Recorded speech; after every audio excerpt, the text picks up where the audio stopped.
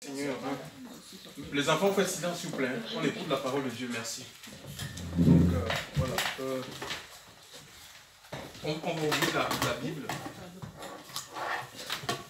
On va ouvrir la Bible.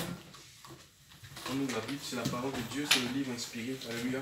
Amen. Donc les pensées de Dieu pour nos vies sont consignées par Dieu. Alléluia. Nous ouvrons dans le livre de 1 Corinthiens. 1 Corinthiens chapitre 11, le verset 21 à 22. 1 Corinthiens chapitre 11, verset 21 à 22. Une autre personne va lire le même livre, mais sinon, ça sera le verset. 1 Corinthiens chapitre combien? Le verset 33 à 34. 1 Corinthiens chapitre 11, 21 à 22. À partir du verset 20 à 22, voilà. À 22. Et une autre personne va lire dans le même chapitre le verset 33 à 34. Merci.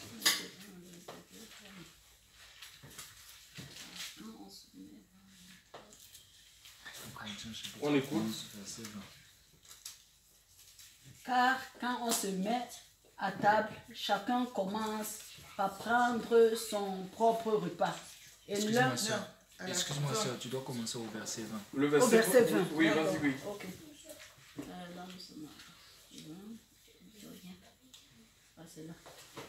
Donc, lorsque vous vous réunissez, ce n'est pas pour manger le repas du Seigneur, car quand on se met à table, chacun commence par prendre son propre repas. Et l'un a faim, tandis que l'autre est ivre. N'avez-vous pas des maisons pour y manger et boire? Ou méprisez-vous l'église de Dieu et faites-vous honte, hein, et faites-vous honte à ceux qui n'ont rien? Que vous dirais-je, vous? Que vous dirais-je? Vous louerai-je en cela? Je ne vous loue point, car j'ai reçu le Seigneur. Non, c'est bon, c'est bon. Oui, le verset 33 à 34. Une autre personne, très rapidement, s'il vous plaît. C'est pourquoi, mes frères, quand vous vous assemblez pour manger, attendez-vous les uns les autres. Et si quelqu'un a faim, qu'il mange à la maison, afin que vous ne vous assembliez pas pour votre condamnation. Voilà, donc le livre de Corinthe fait partir des livres écrits par l'apôtre Paul, d'accord? Paul était un apôtre et son message, il n'a pas reçu des noms parce que quoi qu'il ait fait, il a fait des écoles rabbiniques, il a pris la Torah, donc c'était un fervent défenseur de la loi de Moïse, persécuteur l'église du Seigneur, donc et sur le chemin de Damas, alors qu'il avait reçu des lettres de la part des principaux sacrificateurs pour lier et arrêter tous les gens qui invoquaient le nom du Seigneur. Il fallait qu'il les jetait en prison et les fouetter. C'est là où le Seigneur s'est révélé à lui. Alléluia.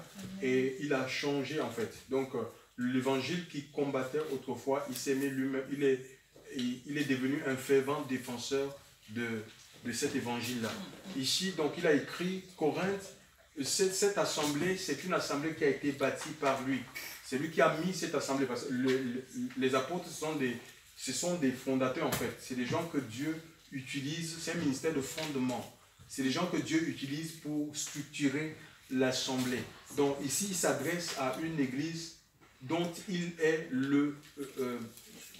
il est le fondateur, celui qui a mis cette église en place, mais sinon l'église, ça ne lui appartient pas, c'est l'église du Seigneur. Il va le dire dans le livre de 1 Corinthiens, chapitre 4, rappeler à ces Corinthiens, dans le 1 Corinthiens, chapitre 4, au verset 14, que si vous avez, donc verset 15, quand même vous auriez 10 000 maîtres dans le Christ, donc plusieurs maîtres, on en a, hein. Les maîtres, ce sont des gens qui nous enseignent. Alléluia.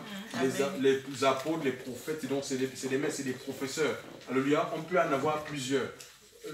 Il y a cet évangile aujourd'hui qui nous fait croire que tu dois identifier le prophète de ta vie. On a même certaines personnes qui vont jusqu'à amener les âmes à avoir une heure avec ton prophète. Non, tous les ministères, les dons les apôtres, prophètes, évangélistes, Éphésiens chapitre 4, verset 11, c'est pour l'édification du corps. Tu n'as pas de prophète attitré. Alléluia. Donc, c'est que tu dois faire. Maintenant, attention, il y a des faux prophètes, il y a des faux pasteurs, il y a des faux enseignants. D'accord? Tu dois discerner. Le Seigneur dit, c'est aux fruits que vous les reconnaîtrez. Il dit que ces brebis, ils entendent sa voix. Et ils suivent. Ils ne suivent pas la voix d'un mercenaire. D'accord? Donc tu peux discerner au milieu d'une multitude de voix. Tu es en capacité de discerner la voix de Dieu. Pourquoi? Parce que tu as reçu l'esprit de Dieu en toi. Tu peux reconnaître un faux prophète, une fausse assemblée à travers ses fruits. Tu dois exercer ton discernement. C'est une analyse. Il y a un discernement qui est naturel, qui vient tout ça parce que tu lis les Écritures. Et si tu lis ce que tu lis et ce qui est fait, si c'est en désaccord, d'accord, donc tu ne peux pas épouser ce genre, tu ne peux pas t'associer avec ce genre de personnes. Donc, et maintenant, il y a un autre discernement qui est spirituel parce qu'il y a des choses, il y a des pratiques qu'on ne peut pas voir à l'œil nu. Et ça, c'est l'Esprit de Dieu qui va te révéler ces choses. Alléluia. S'il y a des choses mauvaises qui sont cachées à moi, le Saint-Esprit va te les révéler. Même si j'essaie de faire mon cinéma pour montrer une bonne impression, tu le sauras. Alléluia. Tu le sauras parce que on ne peut pas se cacher dans la présence de Dieu. Donc les faux prophètes, il y en aura toujours en fait. C'est un des signes de la fin des temps. Matthieu 24 en parle. Donc il y aura une émergence, une prolifération des faux prophètes. Alléluia. Donc voilà, et ce que ça ne vous fasse pas, mais on reste dans la présence de Dieu, dans la crainte du Seigneur, on n'a rien à redouter. Alléluia. On n'a rien à redouter des faux prophètes. Donc ici, il parle de 10 000 mètres. Il y en aura. Alléluia. Donc, mais non. On ne peut pas suivre les gens qui prêchent les hérésies, qui prêchent les rajouts, qui prêchent la société. D'accord? Vraiment, on suit les gens qui prêchent la croix. Et l'apôtre, il prêchait la croix. Il va dire dans les premiers chapitres que quand je suis allé chez vous, je n'ai pas eu la pensée de savoir autre chose parmi vous que Jésus-Christ et Jésus-Christ crucifié. L'apôtre Paul, quand il se rendait chez les Corinthiens, pourtant Corinthe c'était une ville cosmopolite, il y avait un brassage de culture, parce qu'il y avait du commerce. Il y avait du commerce donc c'était une ville marchande, d'accord? Et il y avait la prospérité, les gens étaient riches. Mais Paul n'était pas impressionné par les richesses des gens. Alléluia. Donc c'est parce qu'il voulait savoir qui gagne combien, qui paye plus d'impôts. Ce n'était pas sa priorité. Ce que Paul voulait voir dans la vie de ces Corinthiens, c'était la marque des clous de Christ en eux. Alléluia.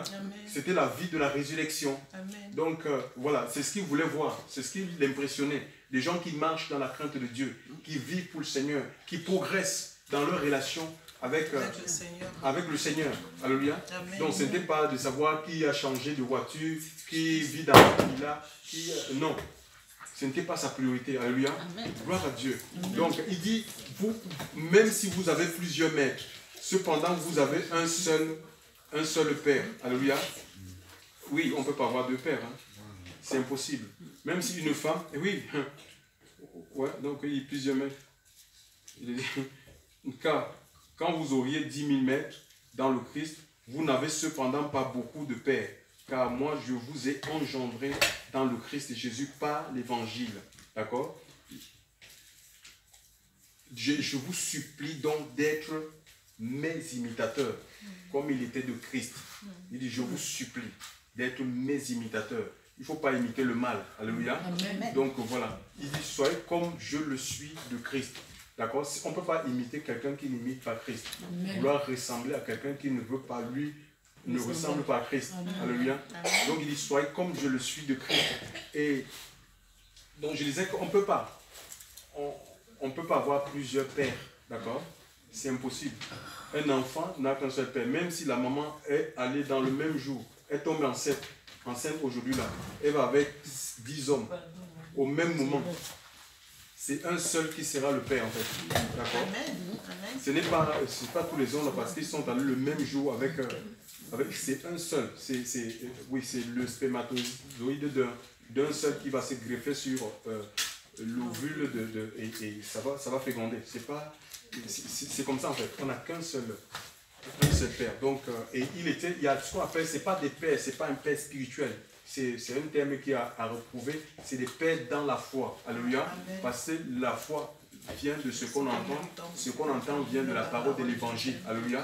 Et il y a des engendrements. C'est-à-dire quand les gens se convertissent à l'évangile, c'est comme une forme de naissance. Et le christianisme, c'est une naissance. Alléluia. Et quand on parle de naissance, on est appelé à grandir. On ne demeure pas enfant toute sa vie. Parce que si on est un enfant, on ne peut pas nous confier. Dieu ne pourra pas nous confier des responsabilités. On ne confie pas les responsabilités à des enfants. Alléluia. Les enfants, ils sont sous tutelle. Alléluia. Gloire à Dieu. Jusqu'à ce qu'ils atteignent la majorité. Donc, on est appelé la vie. La vie, c'est une vie de croissance. Le Seigneur lui-même, il croissait, nous dit l'Écriture, en sagesse, en stature, en force devant Dieu et devant les hommes. Donc, on doit croître. La puissance de Dieu doit se développer en nous. Amen. La connaissance de Christ, l'amour, la foi, la justice, la vérité. On doit grandir dans ces choses. C'est ça qu'on parle de prospérer. Ça n'a rien à voir avec les choses matérielles, chers frères et sœurs. La prospérité dont il est question dans la Bible. Amen. Donc c'est une vie de progrès. Alléluia. Comme nous grandissons physiquement. Alléluia. Mais ça doit être sur le plan spirituel, ça doit être pareil. Alléluia. L'homme intérieur doit grandir, doit se développer. Gloire au Seigneur. Donc, ici, nous avons une situation. Paul, ce n'est pas quelqu'un qui prêchait les hérésies. D'accord? Il prêchait, son message était centré sur la personne de Christ. Amen. Donc, et on voit la situation dans laquelle nous avons lu les passages. Mais c'est terrible. Ces Corinthiens-là, ils avaient tous les dons. Hein. Ils parlaient en langue, il y avait les dons de miracles, les dons de guérison. Ils opéraient dans tout. Dieu avait répandu ses dons au milieu de ces chrétiens qui vivaient à Corinthe. Corinthe, ce n'est pas une dénomination, c'est une ville. Et dans cette ville, il y avait le rassemblement des croyants. Dans la Bible, c'était dans les maisons, dans les places publiques. Alléluia, il n'y avait pas de dénomination ou des églises avec des noms comme nous voyons ça prolifère aujourd'hui. Donc, mais alors, on voit maintenant le comportement de ces chrétiens quand ils se rassemblaient. Mais est-ce que c'est Paul qui a failli à sa mission? Je ne pense pas. Vous savez, on peut vous prêcher la vérité, mais c'est pas la personne. C'est pas si on ne s'accorde pas avec la vérité qui nous est prêchée, nous allons demeurer dans notre état. On va rester charnel. La faute, ce n'est pas celui qui prêche la vérité. Parce qu'aujourd'hui, on peut diaboliser tous les pasteurs. Que oui, mais les pasteurs, je ne fréquente plus les accents parce que les pasteurs font ci, les pasteurs font ça. Dieu nous a donné le discernement, il ne nous a jamais demandé de suivre un pasteur. Alléluia, le pasteur n'est pas le chemin. C'est un homme sujet aux faiblesses. On discerne. On doit exercer notre discernement. Alléluia. On suit Jésus. C'est lui qui est le chemin, qui est la vérité, qui est la vie. Si un pasteur veut nous détourner la voie de Dieu, on ne suit pas cette voie-là. On reste sur la voie du Seigneur. Donc, je trouve que c'est des fausses excuses en fait. Parce que si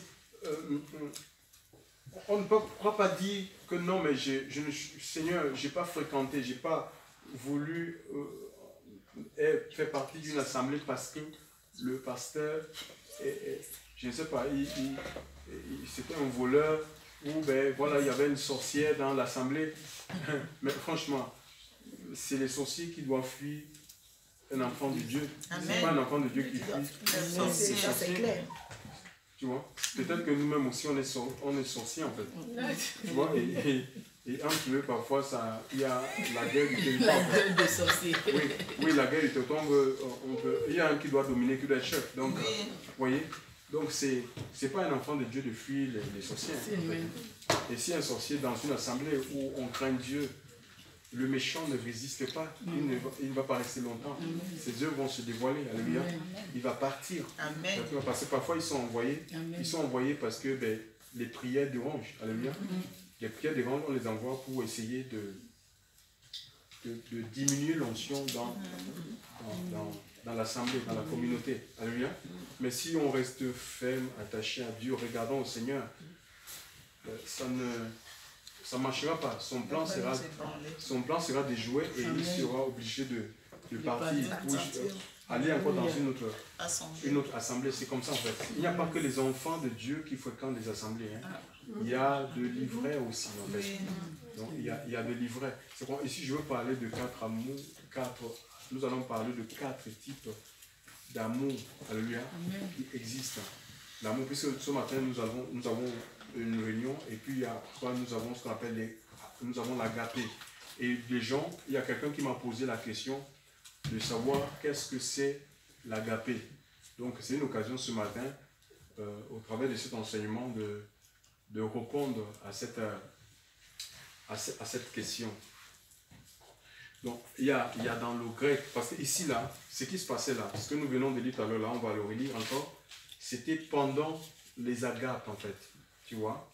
C'était pendant les agapes, le texte que nous venons de lire. Hein? Et pendant les agapes, ils mangeaient ensemble et ils prenaient aussi en même temps le repas du Seigneur. Hein? Nous sommes dans le livre de Luc 22, 14 à 20. On voit, c'était le soir, la nuit avant son arrestation, c'était la Pâque. Le Seigneur mangeait avec ses disciples et il a rompu le pain et les a donné aussi le vin. Alléluia. Donc voilà, le vin qui symbolisait son sang, qui devait être offert pour le salut de l'humanité. Et ce pain-là qui était rompu, ce qui est l'image de sa chair, qui devait être brisé à cause de nos iniquités. Donc, pendant qu'ils étaient en train de manger, on voit l'attitude des uns et des autres. Pourtant, Corinthe, c'était quand même, il y avait des chrétiens, des gens qui avaient embrassé la foi en Jésus-Christ. Et ici, on ne peut pas dire que dans cette ville, d'accord? Parce que quand le passage, on dit ici, quand vous réunissez ensemble, ce n'est pas pour manger dans Saint-Dominica, car lorsqu'on mange, chacun prend par avance son propre souper, et l'un a faim et l'autre s'enivre. N'avez-vous donc pas des maisons pour manger et pour boire? Ou méprisez-vous l'assemblée de Dieu et faites-vous honte à ceux qui n'ont rien? Comment pendant les agapes, certaines personnes peuvent avoir faim? Alléluia. C'est la question, est-ce que peut-être que ce qu'on apportait pour que tout le monde puisse manger n'était pas suffisant? C'est une question, on peut réfléchir comme ça. Peut-être que ce que les gens apportaient n'était pas consistant pour pouvoir partager. Alléluia. Donc, je ne pense pas. Je vais revenir sur ça. Ici, il y a, donc je disais, il y a 4 types. Chez les Grecs, il y a 4 mots pour désigner l'amour. C'est pas comme en français, on parle seulement l'amour. Non, mais chez les Grecs, il y a 4 mots pour désigner, pour parler de l'amour. Donc, il y a 4 types d'amour. Alléluia. Il y a je veux m'attarder plus sur l'amour agapé, puisque ce soit, c'est ce qu'on va faire tout à l'heure. Donc, il y a ce qu'on appelle l'amour éros. D'accord? Dans le mot éros, on a ce qu'on appelle érotique. C'est quelque chose qui... c'est un amour qui a rapport avec le sexe, en fait. C'est l'amour physique.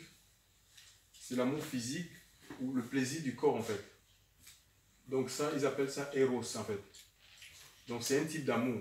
Il y a des gens qui aiment, par exemple, des hommes qui aiment les femmes par rapport à leur physique. Donc c'est, par exemple, il peut être sublimé par la poitrine. Et Satan, ils utilisent les physiques de beaucoup de femmes pour faire tomber les gens dans les assemblées. Même les assemblées qui sont, certains sont suscités par des hommes, mais qui ne sont vraiment pas les hommes de Dieu. Et il y a, tu vois, ils ont des services d'accueil où les femmes sont habillées, tu vas voir, elle a un tissage 32 pouces jusqu'aux fesses, hein, tu vois. Et la poitrine, on la voit un peu comme dans les entreprises du monde. Et donc, tout ça, c'est pour séduire, c'est pour attirer, parce que les hommes, il y a des hommes qui sont, qui aiment ça en fait. Donc, et ils vont c'est pour regarder, c'est pour nourrir leurs yeux en fait. Et eux, ils font exprès en fait de mettre ces femmes-là, des filles qui sont belles, elles vont exposer leur corps, elles vont se serrer, oui. Elles vont mettre des pantalons, des leggings. Quand moi j'étais dans le bâtiment, je vais vous faire une confession. Quand j'étais dans le bâtiment, hein, dans l'assemblée, donc on avait une assemblée, il y avait des jeunes filles. Des jeunes filles belles, parfois, des jeunes filles très belles et parfois elle fait ses cheveux comme ça en train Alléluia. Donc elle se retourne comme ça, elle a vraiment quelque chose de serré, tu vois. C'est serré un jour, je me suis mis à l'érection en fait. Et j'ai commencé à faire des trucs comme ça. Non. Je suis caché un peu plus. Après des trucs comme ça, t'as dit comme ça. Ah bon, il y en a certains disaient l'ancien. Il est là l'ancien. C'était loin d'être l'ancien. Non, c'était pas l'ancien. J'ai dit, ben oui, donc quand le Seigneur demande aux gens de s'habiller décemment, oui, mais ça joue en fait. Hein. Ça joue. Donc on demande aux gens de se couvrir, de s'habiller décemment. Mais les gens ne veulent pas en fait. Ils vont comme ça. C'est pourquoi il y a beaucoup de divorces, des pasteurs qui tombent dans le péché. Les gens vont avec des mini, ça joue, c'est le corps. C'est l'éros en fait. Donc l'amour physique. On a ça. Alléluia, on est humain. Alléluia. On est humain. Donc il peut y avoir un attrait. Alléluia. Il peut y avoir un attrait, que ce soit dans l'assemblée, que ce soit dans le monde. Mais dans l'assemblée, il ne faudrait pas qu'on soit une occasion de chute pour que tu es là, tu ne sais même plus où mettre les yeux, tu vois. Pendant que les gens adorent le Seigneur et toi tu as des yeux rivés à autre chose, tu vois. Donc tu regardes la poitrine, tu regardes le derrière de la sœur. Donc c'est des choses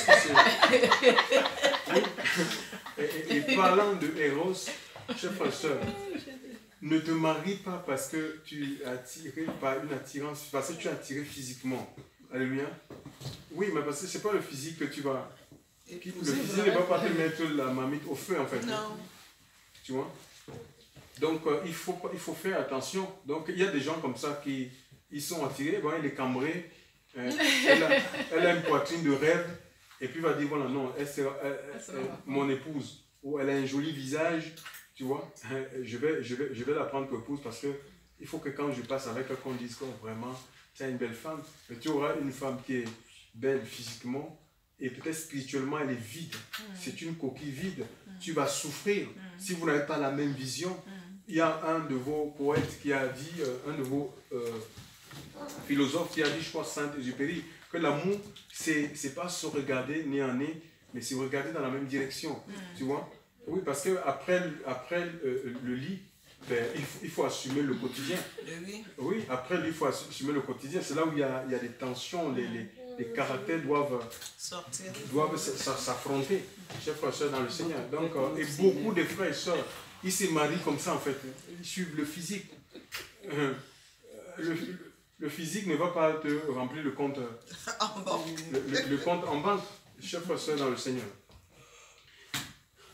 Donc c'est la beauté, le seul critère qui doit amener les enfants de Dieu à se mettre ensemble, c'est la crainte de Dieu. Amen.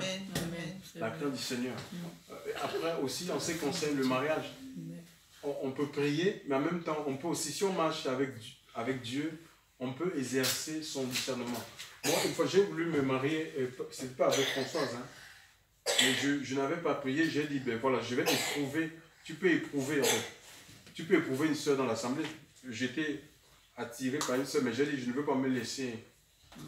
Parce qu'elle est belle, tu vois. Je l'ai éprouvée. Je lui ai dit, voilà, est-ce que, voilà, je me sens pas bien, est-ce que tu peux me laver cette chemise? Elle dit, qui, je suis ton esclave. Oh. Donc, une soeur qui tenait le micro, qui chantait. Tu vois. Oui. Moi, j'ai éprouvé ça. Donc, si elle acceptait, elle devait être mon épouse. Oui. Elle sera aujourd'hui en Europe. Et c'est comme ça qu'elle a raté son mariage. Après quoi, moi, jusqu'à aujourd'hui, elle n'est pas mariée. Oui, il y a d'autres hommes qui l'ont envoyé, mais il a un long nez. Je dis jusqu'à aujourd'hui. Ça fait... Je me suis marié en 2004, nous sommes en 2019, donc ça me fait... oui, ça me fait 15 ans de mariage et 15 ans Elle n'est pas mariée. Cette fille, elle n'est pas mariée. Donc, elle est passée à côté. Pourquoi? Parce que... Donc, j'ai exercé tout simplement. J'ai pas prié. Pas pour elle, voilà. Non, mais tu peux manquer ta chose. Il y a des hommes, il y a des gens qui ont reçu des postures. Tu peux passer à côté de la visitation de Dieu. Parce qu'elle dit, c'est comme non. Tu peux passer à côté de la vision parce que tu es dans un fonctionnement qui est complètement charnel. Tu es dans les calculs. Tu es dans les calculs. D'accord? Tu es dans les calculs. Donc, tu es dans les calculs de la chair. Hein. Tu peux passer à côté de ta bénédiction. Oh Seigneur, sauve. Donc, voilà. Donc, les roses là, il ne faut pas. Le physique, c'est pas. Parce que imagine, tu as dit oui, voilà, elle a les longs cheveux. Voilà, on a parlé, peut-être c'est même pas, elle n'a même pas les cheveux. C'est pour couvrir par exemple son crâne. Oui. Toi, tu es tombé amoureux des cheveux. Et la nuit, elle va enlever son. Elle enlève les cheveux. Oui, elle n'a pas les crâne rasé. Tu vas faire comment? Ou tu peux traiter le visage. Il y a des accidents de la vie. Tu vois, le feu peut brûler son visage. Il peut y avoir un accident à lui. Hein? Tu vas faire comment? Si toi tu as été séduit par le visage, tu vas faire quoi? Tu vas divorcer? On ne se marie pas pour divorcer. Chers frères et sœurs, c'est comme ça. Donc il y a des opérations qui peuvent amener des transformations dans la vie de la personne. Et même quand une femme accouche, son corps se modifie. J'ai vu ça avec Françoise. Parfois, elle me disait, ben oui, est-ce que tu m'aimes encore? Tu vois, le ventre, j'ai dit que moi je m'en fous. Tu es une femme. Ventre quoi? C'est vrai, le corps c'est vrai. Oui, le corps de la femme, Le corps de la femme change. ça change. Oui, et j'ai vu ça avec... Donc, tu vois. Et oui, donc vraiment c'est délicat en fait. Hein. C'est délicat. Donc je disais aussi, tu peux prier et en même temps tu peux exercer. Surtout pour les hommes. Si tu as prié et que tu n'as rien vu, tu peux exercer ton discernement. Parce que quand tu es dans une assemblée, tu peux savoir que une sœur, la sœur, cette sœur craint le Seigneur et marche avec Dieu. Alléluia. Tu peux exercer ton discernement. S'il vous plaît. S'il vous plaît. Tu peux exercer ton discernement. Tu peux demander un rendez-vous. Ce n'est pas interdit d'inviter une sœur qui est, par exemple, tu la trouves quelle sœur et que tu te dis non, mais cette sœur-là, elle marche avec Dieu, elle craint, ben, je peux faire ma vie avec elle. Alléluia. J'ai dit bien sans prier. Maintenant, attention, il ne faut pas aller vite. Parce que tu ne sais pas, tu ne peux pas lui dire, voilà, je veux que tu deviennes ma femme. Tu ne peux pas aller tout, elle va fuir. Tu ne peux pas aller, non, tu ne peux pas aller, donc tu peux pas lui dire ça parce que tu ne sais pas. Oui, tu sais, elle craint Dieu, mais tu ne sais pas, peut-être qu'il y a quelqu'un dans sa vie. Oui. Tu vois, ça tu ne sais pas. Donc, il faut aller doucement, méthodiquement. Il faut la sonder pour savoir si elle a quelqu'un, elle va se dévoiler. Si elle n'a personne, tu dis vraiment, tu marches dans la crainte de Dieu et tout ça. Je t'apprécie, j'apprécie ce que le Seigneur fait avec toi. Reste dans la crainte. Ton mari sera vraiment quelqu'un de... Est-ce que tu as quelqu'un en vue? Elle te dira non, tu as vu. Et tu vas aussi te dévoiler, tu diras que tu n'as personne. Voilà, donc peut-être ça a été comme ça. Et puis voilà, j'ai apprécié d'être à ta compagnie et j'espère renouveler l'expérience. Si Dieu et la volonté de Dieu. Si tu es d'accord, tu vois. Donc voilà, et c'est comme ça en fait. Donc bon. Oui, ça c'est pour les hommes et pour les femmes, c'est comment? Mais pour les femmes, c'est facile. Ben, viens, mais pour savoir, pour les femmes. Non, mais pour les fruits. Pour les femmes, tu peux pas. Mais tu peux voir quelqu'un. Les fruits. Il y a des fruits, par exemple, si tu vois. Je vous ai parlé d'une femme, j'avais des cintres emmêlés. Des cintres qui étaient tellement emmêlés. Imagine, tu as besoin d'un homme qui est serviable, qui est patient. D'accord? Oui. Mais elle m'a vu en train de démêler les scènes, mais elle a fait comme ça. Elle a fait. Vous avez une qualité, elle a dit la patience. Imaginez peut-être qu'elle avait besoin de quelqu'un qui est patient. Elle ne s'est pas trompée, elle a exercé, c'est une païenne. Elle a exercé son discernement, je suis un homme tellement patient. D'accord? Maintenant, ce qu'elle ne sait pas, elle ne sait pas que je suis marié, que j'ai des enfants. Donc, c'est dit, moi, j'aimerais que tu sois. Non, c'est aussi parce que je suis marié, il faudrait qu'elle me sonde pour savoir si je suis seul. Maintenant, s'il y a un frère, c'est facile. Hein? Si tu affectionnes un frère,